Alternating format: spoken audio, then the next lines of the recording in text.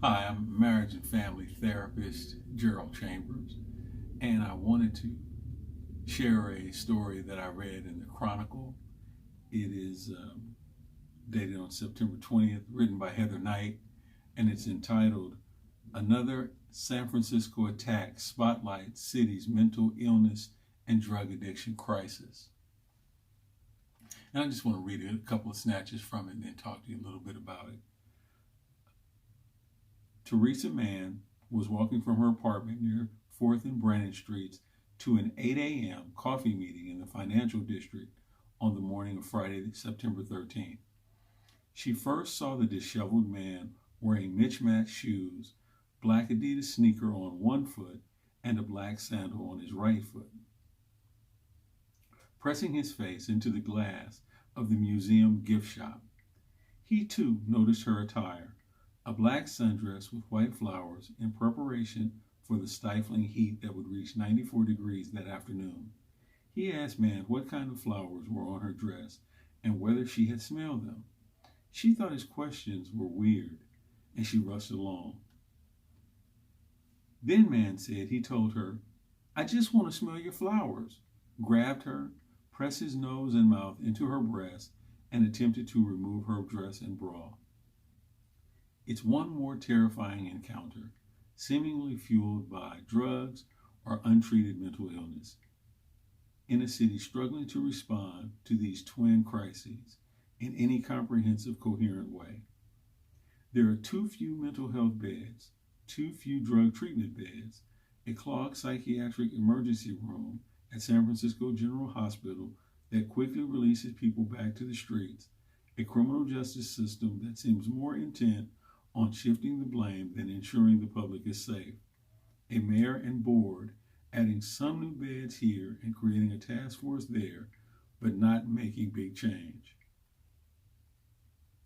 In March, Mayor London Breed appointed Dr. Anton Bland, a newly created $319,000 position of Director of Mental Health Reform, charged with untangling this mess.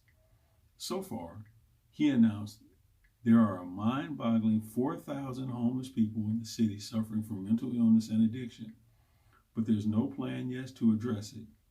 Something Bland said would be a multi-phase, multi-year effort. I know Anton Bland; he's a good man. If any one person could do it, he would be able to do it. But the problem is that this is bringing up, highlighting a subject that I talked about in one of my previous videos, and that's how around the world there seems to be a problem with governments. I had the story about South Africa and the trouble that women are having there with violence, murder, rape, that sort of thing, and then the problem that the French are having with violence against women, domestic violence. And then now we're seeing problems in the United States. And although this isn't domestic violence, it's violence against women. And they're talking about drugs and mental health. Sure, those are a problem in San Francisco. Those are a problem all around the world. But the real problem, the underlying problem, is our society and societies around the world have been pretty good at creating wealth, but not so good at distributing wealth. And so around the world, we see a real gap in income between the super rich and everyone else. And governments are having a problem because they don't have enough money to implement new programs and to enforce laws that are on the books. And this is a problem that we see. This is a theme that I want to bring us back to, because what this article, it's well intentioned, but what is actually going on here is a type of gaslighting where we're only talking about one part of the problem, drugs and homeless people and mental illness, and we're not talking about the systemic factors that are going on around the world with these systems, the capitalist system.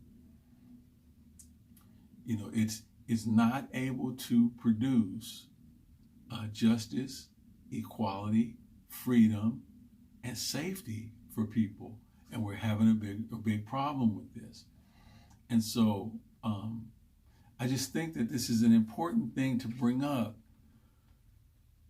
because there's something about our system that is making people miserable. It's contributing to the misery that people are facing, that people are trying to deal with, and it's contributing to how people try to cope with being out of work, being poor, being homeless, feeling alienated. Those are all really good reasons to use drugs. Now, many people don't use drugs, but many people do under those circumstances. They use drugs to reduce suffering. And what ends up happening is they end up suffering more. But we really got to begin to talk about our system. What's going on with that?